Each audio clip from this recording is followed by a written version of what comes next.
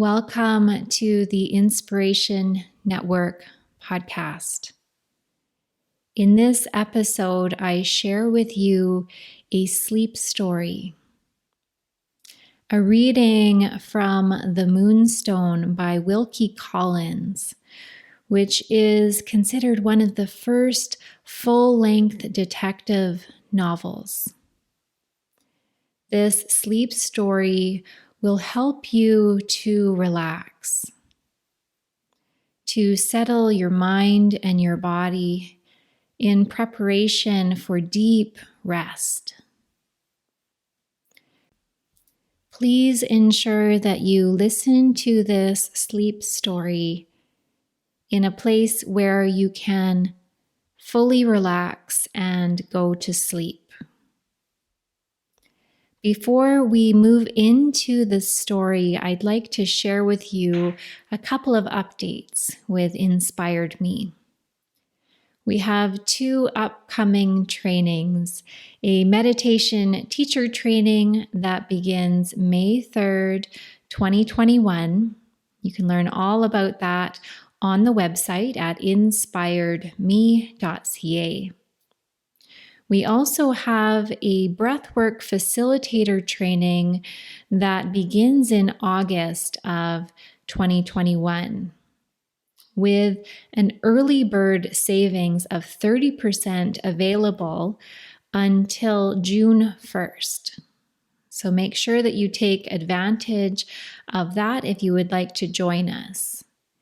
We will have a limited number of spaces available. Again, you can learn more about this training at inspiredme.ca. And last but not least, there is a brand new course that I have available on Insight Timer. It is the Breathwork Foundations course. I'll provide a link to that in the show notes so that you can explore the foundations of breathwork through 10 days of guided learning. Now let's move into the sleep story. First period, the loss of the diamond, 1848. The events related by Gabriel Betteridge, house steward in the service of Julia, Lady Verinder. Chapter 1. In the first part of Robinson Crusoe, at page 129, you will find it thus written: "Now I saw, though too late, the folly of beginning a work before we count the cost, and before we judge rightly of our own strength to go through with it. Only yesterday I opened my Robinson Crusoe at this place. Only this morning, May 21st, 1850, came my lady's nephew, Mr. Franklin Blake, and held a short conversation with me as follows. 'Betteridge,' says Mr. Franklin, 'I have been to the lawyers about some family matters, and among other things, we have been talking of the loss of the Indian diamond in my aunt's house in Yorkshire, 2 years since. Mr. Brough thinks, as I think, that the whole story ought, in the interests of truth, to be placed on record in writing, and the sooner the better. Not perceiving his drift yet, and thinking it always desirable, for the sake of peace and quietness, to be on the lawyer's side, I said I thought so too. Mr. Franklin went on. 'In this matter of the diamond,' he said, 'the characters of innocent people have suffered under suspicion already, as you know. The memories of innocent people may suffer hereafter, for want of a record of the facts, to which those who come after us can appeal. There can be no doubt that this strange family story of ours ought to be told. And I think, Betteridge, Mr. Bruff and I together have hit on the right way of telling it. Very satisfactory to both of them, no doubt, but I failed to see what I myself had to do with it so far. We have certain events to relate, Mr. Franklin proceeded. And we have certain persons concerned in those events who are capable of relating them. Starting from these plain facts, the idea is that we should all write the story of the Moonstone in turn, as far as our own personal experience extends and no farther. We must begin by showing how the diamond first fell into the hands of my uncle Herncastle, when he was serving in India 50 years since. This prefatory narrative I have already got by me in the form of an old family paper, which relates the necessary particulars on the authority of an eyewitness. The next thing to do is to tell how the diamond found its way into my aunt's house in Yorkshire 2 years ago, and how it came to be lost in little more than 12 hours afterwards. Nobody knows as much as you do, Betteridge, about what went on in the house at that time, so you must take the pen in hand and start the story. In those terms, I was informed of what my personal concern was with the matter of the diamond. If you are curious to know what course I took under the circumstances, I beg to inform you that I did what you would probably have done in my place. I modestly declared myself to be quite unequal to the task imposed upon me. And I privately felt all the time that I was quite clever enough to perform it, if I only gave my own abilities a fair chance. Mr. Franklin, I imagine, must have seen my private sentiments in my face. He declined to believe in my modesty, and he insisted on giving my abilities a fair chance. 2 hours have passed since Mr. Franklin left me. As soon as his back was turned, I went to my writing desk to start the story. There I have sat helpless, in spite of my abilities, ever since. Seeing what Robinson Crusoe saw as quoted above, namely the folly of beginning a work before we count the cost, and before we judge rightly of our own strength to go through with it. Please to remember, I opened the book by accident at that bit. Only the day before I rashly undertook the business now in hand. And allow me to ask, if that isn't prophecy, what is? I am not superstitious. I have read a heap of books in my time. I am a scholar in my own way. Though turned 70, I possess an active memory and legs to correspond. You are not to take it, if you please, as the saying of an ignorant man when I express my opinion that such a book as Robinson Crusoe never was written, and never will be written again. I have tried that book for years, generally in combination with a pipe of tobacco, and I have found it my friend in need, in all the necessities of this mortal life. When my spirits are bad, Robinson Crusoe. When I want advice, Robinson Crusoe. In past times when my wife plagued me, in present times when I have had a drop too much. Robinson Crusoe. I have worn out 6 stout Robinson Crusoes with hard work in my service. On my lady's last birthday, she gave me a 7th. I took a drop too much on the strength of it, and Robinson Crusoe put me right again. Price 4 shillings and 6 pence, bound in blue, with a picture into the bargain. Still, this don't look much like starting the story of the diamond, does it? I seem to be wandering off in search of Lord knows what, Lord knows where. We will take a new sheet of paper, if you please, and begin over again. With my best respects to you. Chapter 2. I spoke of my lady a line or two back. Now, the diamond could never have been in our house where it was lost if it had not been made a present of to my lady's daughter.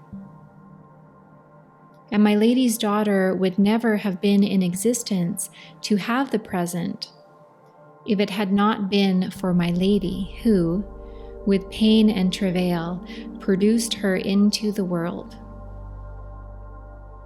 Consequently, if we begin with my lady, we are pretty sure of beginning far enough back. And that, let me tell you, when you have got such a job as mine in hand, is a real comfort at starting. If you know anything of the fashionable world, you have heard tell of the 3 beautiful Miss Herncastles: Miss Adelaide, Miss Caroline, and Miss Julia. This last being the youngest and the best of the 3 sisters, in my opinion. And I had opportunities of judging, as you shall presently see. I went into the service of the old lord, their father. Thank God, we have got nothing to do with him in this business of the diamond. He had the longest tongue and the shortest temper of any man, high or low, I have ever met with. I say, I went into the service of the old lord as page boy in waiting on the 3 honorable young ladies at the age of 15 years. There I lived till Miss Julia married the late Sir John Verinder, an excellent man who only wanted somebody to manage him, and between ourselves he found somebody to do it. And what is more, he throve on it and grew fat on it, and lived happy and died easy on it. Dating from the day when my lady took him to church to be married, to the day when she relieved him of his last breath and closed his eyes forever. I have omitted to state that I went with the bride to the bride's husband's house and Lansdowne here. Sir John, she says, I can't do without Gabriel Betteridge. My lady, says Sir John, I can't do without him either. That was his way with her, and that was how I went into his service. It was all one to me where I went, so long as my mistress and I were together. Seeing that my lady took an interest in the out-of-door work and the farms and such like, I took an interest in them too. With all the more reason that I was a small farmer's 7th son myself. My lady got me put under the bailiff, and I did my best, and gave satisfaction, and got promotion accordingly. Some years later, on the Monday, as it might be, my lady says, Sir John, your bailiff is a stupid old man. Pension him liberally and let Gabriel Betteridge have his place. On the Tuesday as it might be, Sir John says, "My lady, the bailiff is pensioned liberally, and Gabriel Betteridge has got his place." You hear more than enough of married people living together miserably. Here is an example to the contrary. Let it be a warning to some of you and an encouragement to others. In the meantime, I will go on with my story. Well, there I was in clover, you will say, placed in a position of trust and honor, with a little cottage of my own to live in, with my rounds on the estate to occupy me in the morning, and my accounts in the afternoon, and my pipe and my Robinson Crusoe in the evening. What more could I possibly want to make me happy? Remember what Adam wanted when he was alone in the Garden of Eden. And if you don't blame it on Adam, don't blame it on me. The woman I fixed my eye on was the woman who kept house for me at my cottage. Her name was Selina Goby. I agree with the late William Cobbett about picking a wife.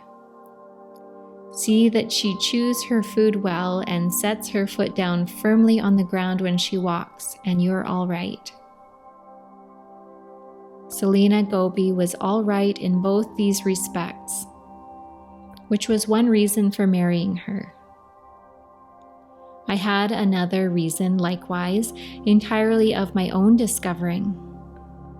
Selina, being a single woman, made me pay so much a week for her board and services.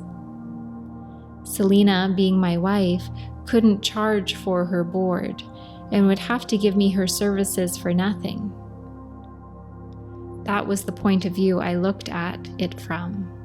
Economy, with a dash of love. I put it to my mistress as in duty bound, just as I had put it to myself. I have been turning Selina Goby over in my mind, I said, and I think, my lady, it will be cheaper to marry her than to keep her. My lady burst out laughing and said she didn't know which to be most shocked at, my language or my principles. Some joke tickled her, I suppose, of the sort that you can't take unless you are a person of quality.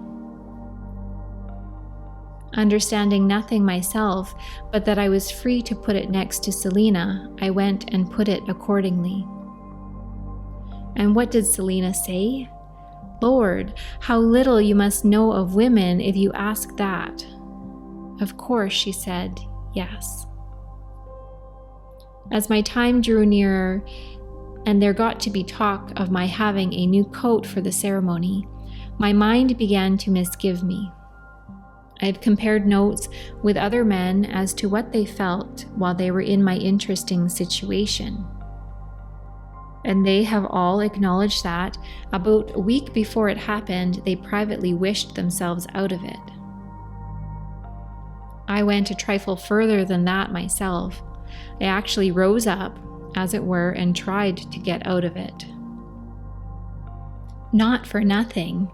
I was too just a man to expect she would let me off for nothing. Compensation to the woman when the man gets out of it is one of the laws of England. In obedience to the laws, and after turning it over carefully in my mind, I offered Selina Goby a feather bed and 50 shillings to be off the bargain. You will hardly believe it, but it is nevertheless true. She was fool enough to refuse. In that it was all over with me, of course. I got the new coat as cheap as I could, and I went through all the rest of it as cheap as I could. We were not a happy couple, and not a miserable couple. We were 6 of one and half a dozen of the other. How it was, I don't understand, but we always seemed to be getting, with the best of motives, in one another's way. When I wanted to go upstairs, there was my wife coming down, or when my wife wanted to go down, there was I coming up. That is married life, according to my experience of it. After 5 years of misunderstandings on the stairs, it pleased an all-wise providence to relieve us of each other by taking my wife. I was left with my little girl Penelope and with no other child. Shortly afterwards, Sir John died, and my lady was left with her little girl, Miss Rachel, and no other child. I've written to very poor purpose of my lady, if you require to be told that my little Penelope was taken care of, under my good mistress's own eye, and was sent to school and taught, and made a sharp girl, and promoted when old enough to be Miss Rachel's own maid. As for me, I went on with my business as bailiff year after year, up to Christmas 1847, when there came a change in my life. On that day, my lady invited herself to a cup of tea alone with me in my cottage. She remarked that, reckoning from the year when I started as page boy in the time of the old lord, I had been more than 50 years in her service. And she put into my hands a beautiful waistcoat of wool that she had worked on herself to keep me warm in the bitter winter weather. I received this magnificent present quite at a loss to find words to thank my mistress for the honor that she had done me. To my great astonishment, it turned out, however, that the waistcoat was not an honor, but a bribe. My lady had discovered that I was getting old before I had discovered it myself, and she had come to my cottage to wheedle me, if I may use such an expression, into giving up my hard, out-of-door work as bailiff, and taking my ease for the rest of my days as steward in the house. I made as good a fight of it against the indignity of taking my ease as I could. But my mistress knew the weak side of me. She put it as a favor to herself. The dispute between us ended after that, in my wiping my eyes like an old fool with my new woolen waistcoat and saying I would think about it. The perturbation in my mind in regard to thinking about it being truly dreadful after my lady had gone away, I applied the remedy which I have never yet found to fail me in cases of doubt and emergency. I smoked a pipe and took a turn at Robinson Crusoe. Before I had occupied myself with that extraordinary book 5 minutes, I came on a comforting bit, page 158, as follows. Today we love, what tomorrow we hate. I saw my way clear directly. Today I was all for continuing to be farm bailiff. Tomorrow, on the authority of Robinson Crusoe, I should be all the other way.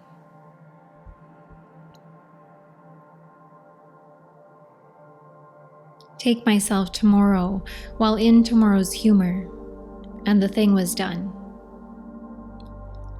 My mind being relieved in this manner, I went to sleep that night in the character of Lady Verander's farm bailiff, and I woke up the next morning in the character of Lady Verander's house steward.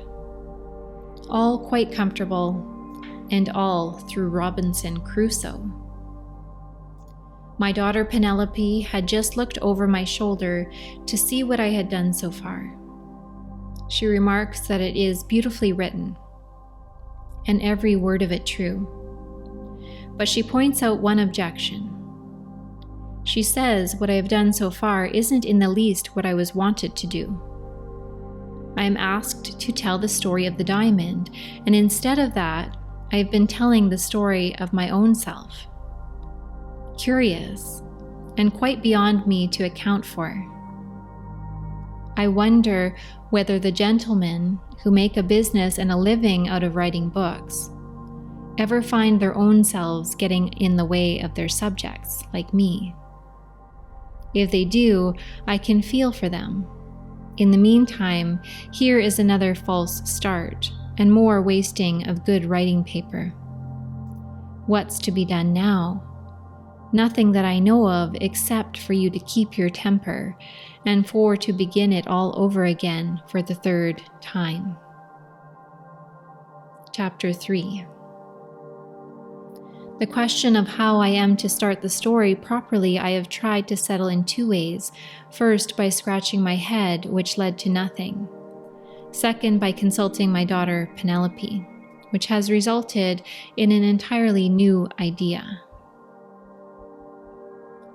Penelope's notion is that I should set down what happened regularly, day by day, beginning with the day when we got the news that Mr. Franklin Blake was expected on a visit to the house. When you come to fix your memory with a date in this way, it is wonderful what your memory will pick up for you upon that compulsion. The only difficulty is to fetch out the dates in the first place.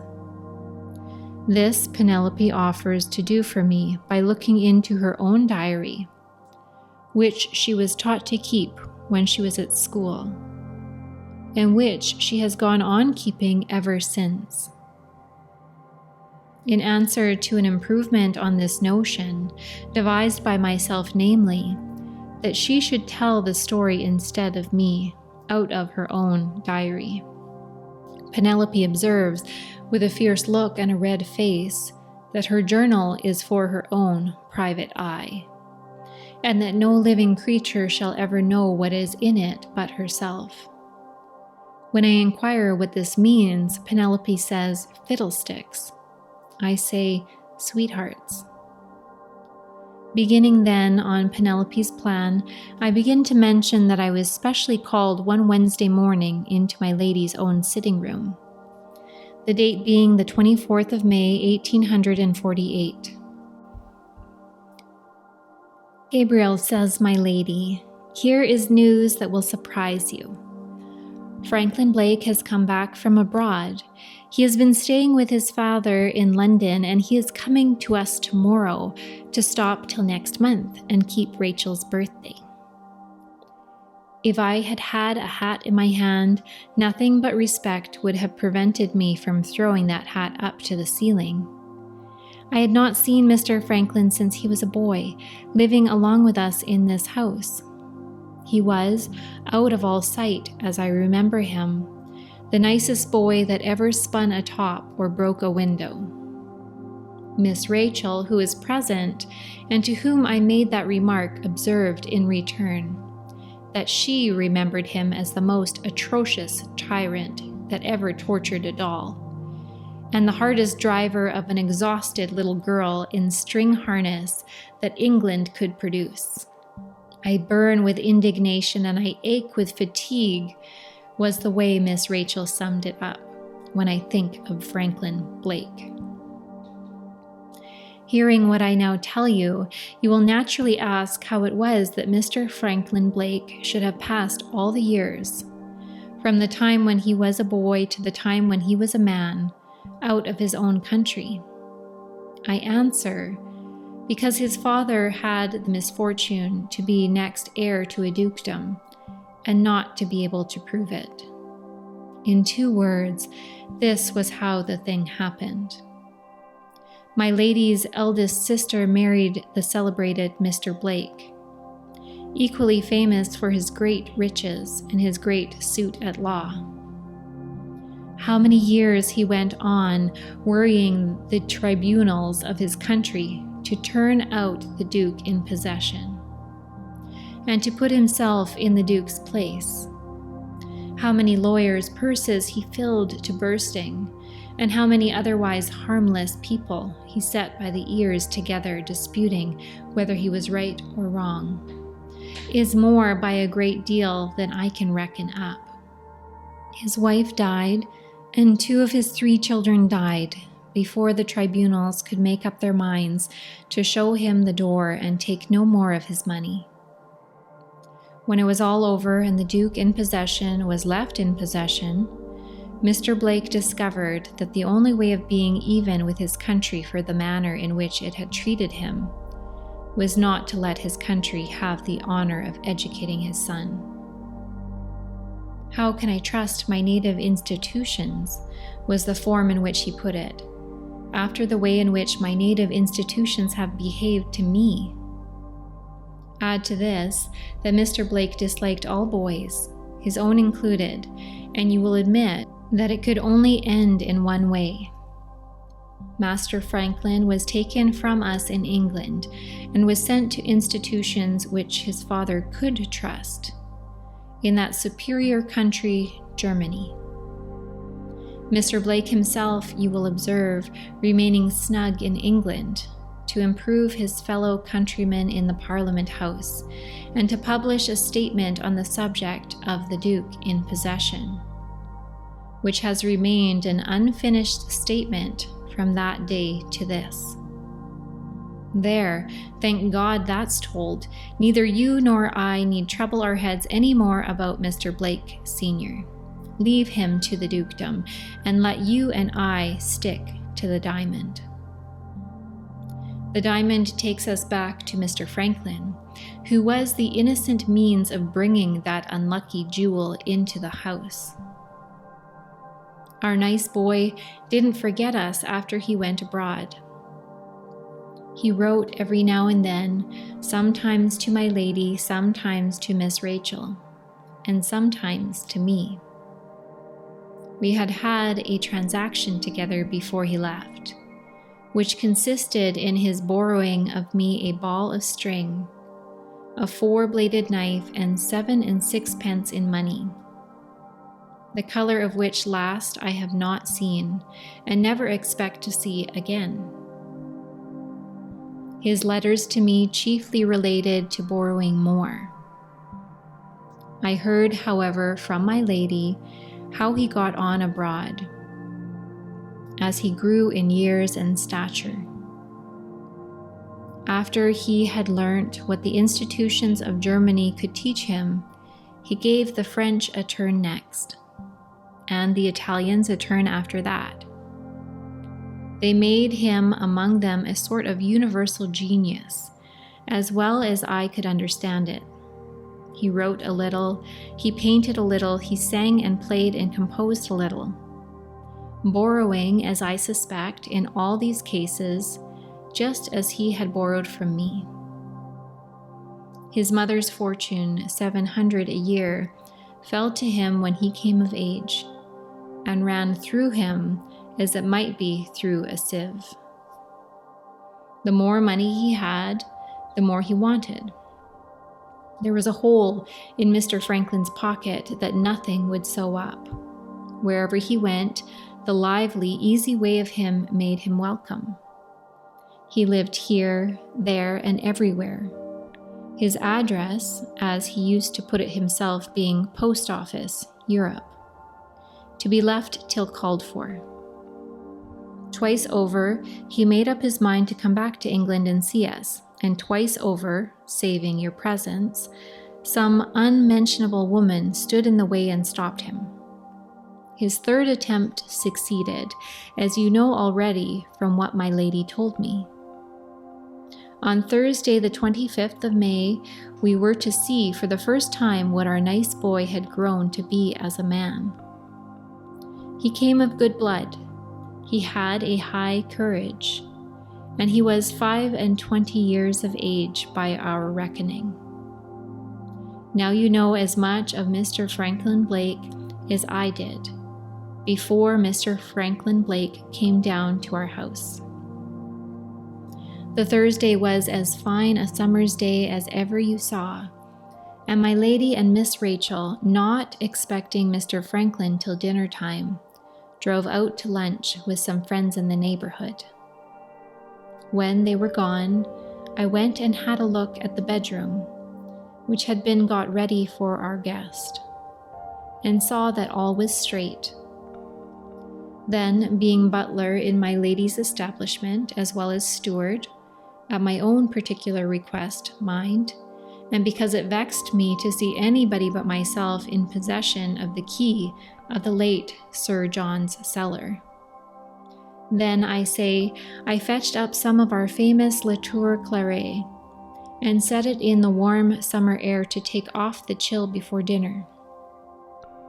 Concluding to set myself in the warm summer air next, seeing that what is good for old claret is equally good for old age. I took up my beehive chair to go out into the back court, when I was stopped by hearing a sound like the soft beating of a drum on the terrace in front of my lady's residence.